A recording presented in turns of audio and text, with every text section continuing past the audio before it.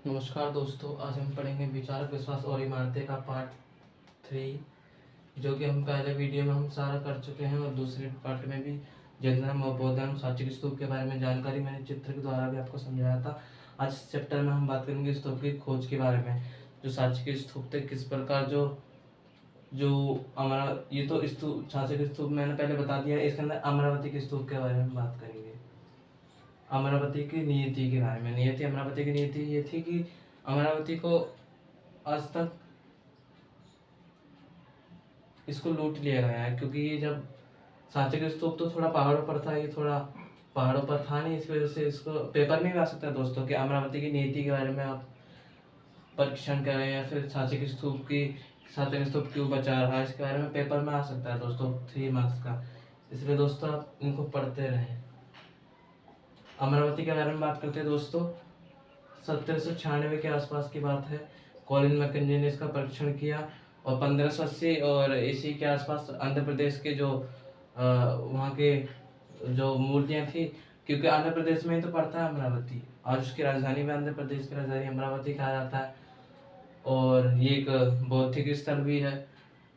और साथ ही साथ इसके अंदर जो अंग्रेज थे 1700 के गुलाम, जब हमारा देश गुलाम था तो उस वक्त जो अंग्रेज थे वो लूट के ले गए।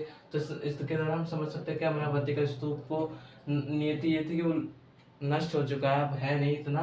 कुछ कुछ उसके खंडर पाए गए हैं कि हाँ यहाँ पे सांची का स्तूप था, वैसे तोड़ दिया गया और अंग्रेज ले गए अपने म्यूजियम के अंदर, फ्रांसीसी ये जो 1580 के आसपास। और इसको सबसे ज़्यादा श्रेय H.H. कोल ने कहा कि हमारी जो पुरातात्विक वस्तुएं होती हैं, पुरावस्तुएं होती हैं, उनको नष्ट नहीं करना चाहिए, कहीं इसको म्यूजियम में रखना चाहिए, उनको वहीं पे रहना चाहिए, जिससे उनका इतिहास बना रहे, वरना नष्ट हो जाती है, वहाँ का इतिहास ही खत्म हो जाता है। थोड़ी सी गलती से पूरा इतिहास ही खत्म हो जाता है, क्योंकि हम जानते हैं कि अगर नालंदा विश्वविद्यालय की अगर पुस्तकें होती तो देश बहुत विकसित होता। इसी के अंदर दोस्तों, इसी के अंदर यही मेन बात है। H.H. कोल के बारे में आ सकता है, इनके बारे में कि इनका श्रेय किया जाता है। अमरावती के स्तूप के बारे में इन्होंने क्या बताया। 1796 में कॉलिन मैकेंजी ने 1580 में भी एक संगमरमर जो वहाँ पर जो मूर्तियाँ थी उसके बारे में जानकारी दी। एटलेट संगमरमर ऐसी कुछ उनका नाम है, उन्होंने यहाँ पे जानकारी करी।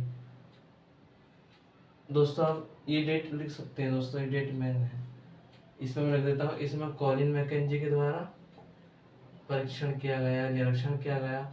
ये आंध्र प्रदेश की राजधानी के अंदर जो पुरावस्तु पाए गए, इनके द्वारा H.H. कोल के द्वारा थोड़ी बताया गया कि पुरावस्तुओं को वहाँ से ले जाना नहीं चाहिए, उनका इतिहास खत्म हो जाता है इसकी वजह से। इसी में मैंने दोस्तों यही मेन चीज़ है। अब दोस्तों इतना तो हो चुका, स्तूप की जानकारी और करते हैं। स्तूप में जो इसमें एक मिलेगा जो सांची का स्तूप था, सांची का स्तूप, इसका आपको मिल सकता है। इसकी खोज कब हुई तो इसका आपको लिखना है 1818।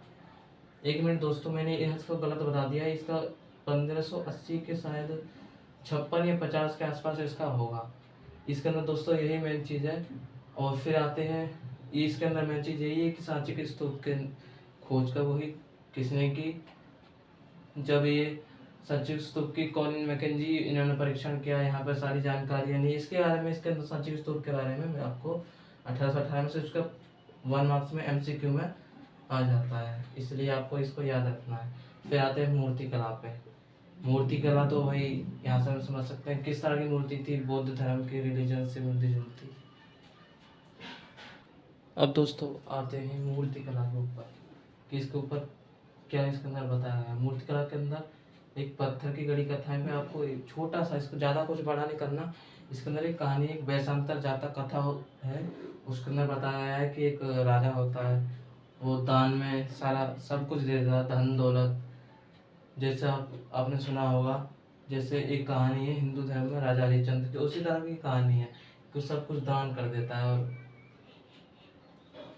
इसके अंदर यही है। और एक उपासना का प्रतीक इसके अंदर दोस्तों आपको मिल जाएगा कि जो एक धर्म चक्र हो गया, एक बोधि वृक्ष हो गया, इस तरीके के इसके अंदर जो महापरिनिर्वाण हो गया, कुशीनगर के बारे में इसके अंदर बताया कि महात्मा बुद्ध की मृत्यु के स्थल और जन्म स्थल, इसके बारे में इसके अंदर उपासना के यहाँ पर प्रतीक बना दिए। जैसे यदि धर्म चक्र यहाँ पर जो ज्ञान देते थे तो उस पर चक्र बने हुए हैं इस तरीके का, और उसका एक पेड़ बना हुआ है इस तरीके का, आपको एक पेड़ मिल जाएगा वहाँ पे, और एक महापरिनिर्वाण हो गया इस तरीके। यहाँ पर धर्म चक्र, महापरिनिर्वाण, जब उनकी निर्माण प्राप्त किया वहाँ पे।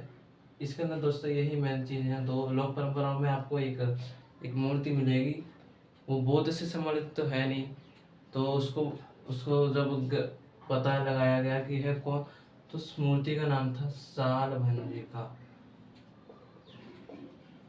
यही दोस्तों इसका महत्वपूर्ण है। सालभंजिका एक स्त्री थी जो कि जिसका आने से हरी भरी, हर चीज़ हरी भरी हो जाती थी, जितने भी पेड़ फूल उग जाते थे उस तक के समय। और इसके अंदर पर जो लोक परंपराओं में आपको मिल जाएगा हाथी, हाथी उस गजलक्ष्मी के बारे में उसके अंदर चित्र में भी आया होगा, आपको मिल जाएगा उसके अंदर, वो बताया गया है। और जैसे कि उनकी बौद्ध जो गौतम बुद्ध के उनका महाप्रजापति गौतमी, ये और शाक्य वंश के बारे में इसके अंदर यही जानकारी दोस्तों, इसके अंदर ज़्यादा कुछ है नहीं। पत्थर में गढ़ी का वाला, जैसे राजा हरिश्चंद्र की कहानी थी, वैसे वैशंतर जातक कथा में एक राजा होता है, वो सब कुछ दान ही कर देता है।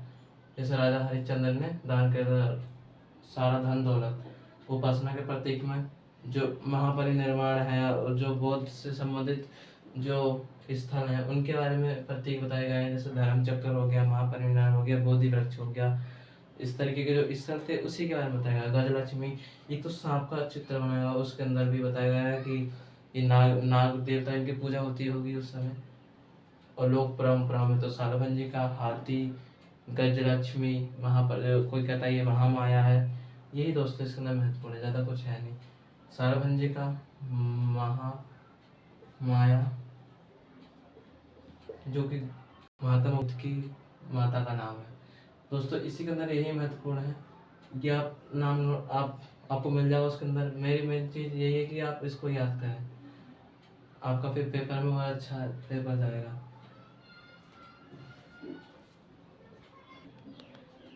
दोस्तों अब हम बात करेंगे इसी का पार्ट है अगला, जो मूर्ति कला हो गया। जेम्स फर्गुसन के बारे में मैंने अभी पहले बताया था ना कि सांप की पूजा होती थी, उसके बारे में जेम्स फर्गुसन ने बताया है। इतना दोस्तों हो गया। अब आगे बढ़ते हैं। दो महायान थी, दो परंपरा थी बौद्ध धर्म की। एक महायान, ये दोस्तों पेपर में आता है, जरूर आता है, इसलिए इसको याद जरूर करना। मैंने एनिमेशन इसलिए नहीं बनाता क्योंकि बोर्ड के द्वारा समझाया गया चीज़ ये अच्छी चीज़ होती है और आपको समझने में जल्दी आएगा लिखा हुआ। एनिमेशन की ज़्यादा उसकी जो होती है शक्ति हमारे आँखों में पड़ती है, उसकी जो स्क्रीन की जो पावर होती है, इसलिए मैं बोर्ड से ही पढ़ाता हूँ। एनिमेशन भी बन सकती है कंप्यूटर से। तो दोस्तों आप ये दोनों को लिख लेना।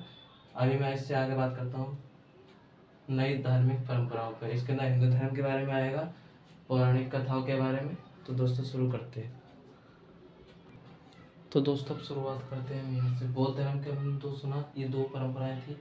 ये पहली जो पुराने बौद्ध धर्म को भगवान मानते थे वो उसको कहते थे हीनयान परंपरा। जो और महायान वो थी जो उनके विचारों को लेती थी, उनके विचारों से जीती थी। उनकी मूर्ति पूजा ये करते नहीं थे, उनके विचारों को अपनाते थे और ये मूर्ति पूजा करते थे। यही दोस्तों इसके अंदर ज़्यादा महत्वपूर्ण नहीं पूछा जाएगा, इनके दो बीचों का अंतर पूछा जाएगा और आपको एमसीक्यू में मिल जाएगा कि नई परंपरा को क्या कहा जाता है, महायान, पुरानी परंपरा को हीनयान। ये दोस्तों बस इसके अंदर इतना ही। हिंदू धर्म के बारे में एक विष्णु देवता की मूर्ति मिलती है जो कि एक नाग के ऊपर शेषैया होती है उसके ऊपर बैठे हैं, उसी के बारे में आपको मिल जाएगा। और जो अंग्रेज आए थे उन्होंने इसका मजाक भी उड़ाया था। आपने एक चैप्टर भी आएगा, आपको मिल जाएगा, जो बरहा अवतार है उसका मजाक उड़ाया अंग्रेजों ने इसी के बारे में। और एक कैलाशनाथ मंदिर जो कि पहाड़ों को एलोरा की गुफा है ना, उसको काट के बनाया गया है। हिंदू धर्म के बारे में इतना ही दोस्तों। उनके अवतारों के बारे में जितने विष्णु के अवतार में जो कहा जाता है वैसे 24 और एक 10 अवतार जो कि मेन अवतार माने जाते हैं। मंदिरों का निर्माण के बारे में पूछेगा दोस्तों, पेपर में पूछेगा कि जो एक पेपर में आया भी था कि कौन सा मंदिर पहाड़ को काट के बनाया गया, तो कैलाशनाथ मंदिर था दोस्तों।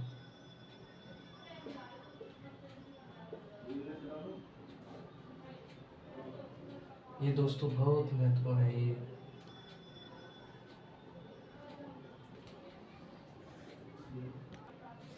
इसके बारे में दोस्तों मंदिरों का निर्माण का पूछ सकता है कि मंदिरों का निर्माण किस प्रकार किया जाता था। जैसे एक मंदिर होता है, उसके ऊपर एक चोटी बनाई जाती है, उसके अंदर जो मूर्ति रखी जाती है उसको कहा जाता है गर्भगृह। आपको सोमनाथ के बारे में भी होगा, एक मंडप होता है, एक गर्भगृह होता है, उसको गर्भगृह आपको मिल जाएगा, उसके अंदर लिखा भी है गर्भगृह। मंदिर का निर्माण किस प्रकार होता था, इसके अंदर मूर्तियाँ रखी जाती थी। और इस जो हिंदू धर्म है, इसके अंदर विष्णु के बारे में कि उनके अवतार, वासुदेव, मथुरा वहाँ के राजा, इसके बारे में पूछा गया। आराधना दो दो भागों में बटी हुई थी, शिव और वैष्णव। एक चार थी टोटल, एक शक्ति भी थी, एक देवी पूजा थी। ये दो परंपरा हिंदू धर्म की थी, क्योंकि दुनिया का सबसे बड़ा तीसरा धर्म है। इसी का हम दोस्तों यही, इसके अंदर मेनली चीज़ यही है कि किस तरीके के होते थे हिंदू धर्म में। दो परंपराएं थी, शैव और वैष्णव। संप्रदाय तो लगभग बहुत हैं, आपको 63 संप्रदाय से कुछ आसपास, उसमें आपको बुक में भी लिखा होगा संप्रदाय। 24 तीर्थंकर, ये पूछ लेगा। मंदिर का निर्माण गर्भगृह, जैसे पहले तो उसका चौराहे चौकोर बनाए जाते थे इस प्रकार के, जैसे, और इसके फिर आगे को जैसे छोटा सा, इसके आगे जो दरवाजे होते हैं, ये आगे वाला बड़ा दरवाजा होता है, ये दो छोटे छोटे इस तरीके के, और इसी के ऊपर गर्भगृह बनाया जाता है। इस तरीके के मंदिर का निर्माण होता था। और एक कैलाशनाथ मंदिर है, जो कि कहा जाता है कि जिसने, वो कहता है कि मैंने ये कैसे बना दिया, ये तो संभव भी नहीं था। उसके बारे में पूछ लेगा दोस्तों, ज़्यादा इसके अंदर है नहीं, यही इसके अंदर है। इसलिए दोस्तों आपको ये इतना ही पढ़ना है इसके अंदर। अब दोस्तों इतना हो गया। और आपको हमेशा याद रखना, इसमें पढ़ते वक्त हमेशा एक चीज़ जरूर रखनी है कि इस समय भेदभाव था। कि आपको पता होगा कि वेदों को पढ़ने का स्त्रियों का अधिकार और शूद्रों को नहीं था, लेकिन पुराणों को पढ़ने का केवल स्त्रियों को था। शूद्रों को भी था, लेकिन शूद्रों को इतना उनको पढ़ने शिक्षित नहीं किया जाता था। इसके अंदर महत्वपूर्ण दोस्तों यही है। फिर अगला इसका 11वां पार्ट है, इसके अंदर अनजाने समझने की कोशिश है कि किस तरीके से वो समझते हैं उनकी जो वस्तुएं, जैसे बौद्ध धर्म से जो संबंधित वस्तुएं, उनके मृतकारों की जो जिस तरीके के बर्तन मिलते हैं वहाँ पे, आभूषण मिलते हैं, उस तरीके से पता लगा देते हैं कि वो किस धर्म से संबंधित है। और जो यूनानी परंपरा थी और भारतीय परंपरा, उसकी तुलना होती थी किस तरीके से, जैसे जिसको यूनानी और भारतीय परंपरा की शैली में एक गांधार शैली आती है, उसी से मिलती जुलती, इसी जिसमें कि बौद्ध जो जो महात्मा बुद्ध हैं, उनके बाल घुंघराने वाले हैं और धोती सी पे रखी है, उस तरीके के, उसी को गांधार शैली कहा जाता था। तो ये कहते थे कि ये यूनानी और भारतीय परंपरा एक जैसी है। इसी कारण दोस्तों ये अनजाने को समझने की कोशिश, उनकी वस्तुओं से समझना कि ये सही है, ये मिलती जुलती है। इसके अंदर दोस्तों यही महत्वपूर्ण है दोस्तों, इससे आगे कुछ नहीं आने वाला पेपर में। जो मैंने बताया इससे यही आएगा, अनजाने समझने की कोशिश से तो वही आएगा। और परंपराओं में दो परंपरा में याद रखना, शैव व वैष्णव। हिंदू धर्म, एक बौद्ध धर्म की विभाजन, दो महायान और हीनयान। मंदिरों का निर्माण किस प्रकार होता था ये मैंने पहले बता दिया। एक चौकोर कमरे की तरह होता था, उसके ऊपर एक गर्भगृह बनाया जाता था, उसके अंदर मूर्ति स्थापित की जाती थी। और इसके अंदर आपको कैलाशनाथ मंदिर के बारे में एक व्यक्ति में एक ताम्र पत्थर पर लिखा हुआ होता है, वो कहता है कि मैंने भगवान कैसे बना दिया, ये तो मुझे भी नहीं पता। इस तरीके से वो बोलता है। नई धार्मिक परंपरा में दोस्तों यही है जो मैंने अभी पहले बताया ना, ये महा ये तीनों पार्ट, यही दोस्तों यही महत्वपूर्ण है ज़्यादा।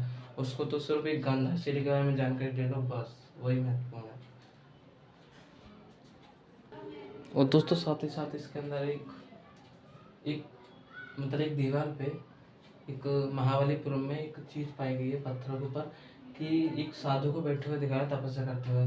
कोई इसको महाभारत से जोड़ता है, कोई इतिहासकार वो कहता है कि शायद अर्जुन तपस्या कर रहा है, धनुष बाण तपस्या कर रहा है, जब धनुष बाण प्राप्त करते थे जैसे पशुपति आज तक इस प्रकार के।